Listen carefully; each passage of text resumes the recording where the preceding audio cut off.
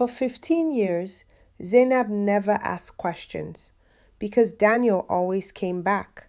He traveled often. Work, he said. And when he returned, life resumed exactly where it had paused. Nothing felt broken. Nothing felt missing. Groceries appeared. Bills were handled. Things that needed fixing were fixed. The house never lacked anything. Absence had a pattern, a beginning and an end. He left, and he returned. So Zainab learned not to measure time by days, but by his reappearance. Until this time, he didn't return. At first, it didn't feel serious. Trips sometimes stretched. Schedules changed. Network failed. There was always a reason. But silence began to settle into the house.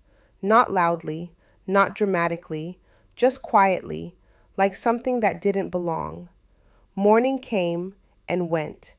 Afternoon passed. Evening settled, and Daniel was still absent. Zainab noticed small things: the sound of the gate that didn't open, the chair that stayed empty, the routines that waited. Daniel had traveled before, but he had never disappeared.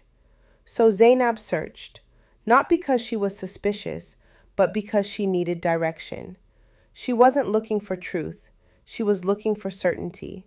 And that's when she found it, in the bedside drawer, a place she had opened 100 times before without ever needing to look deeper.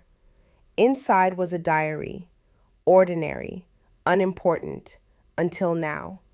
Between familiar pages was something unfamiliar, an address, neatly written, carefully placed, not random, not forgotten.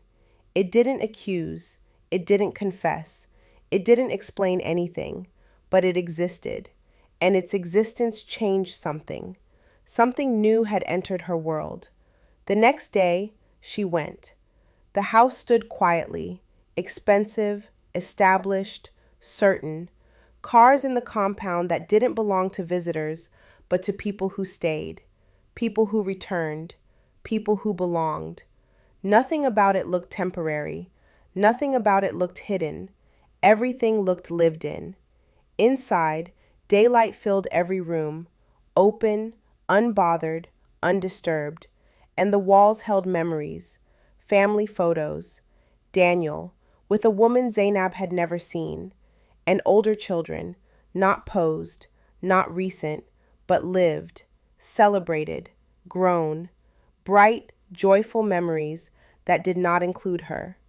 Zainab didn't ask questions. She didn't interrupt. She didn't react.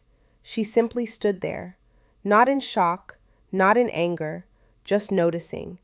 And in that quiet moment, without confrontation, without explanation, realization began.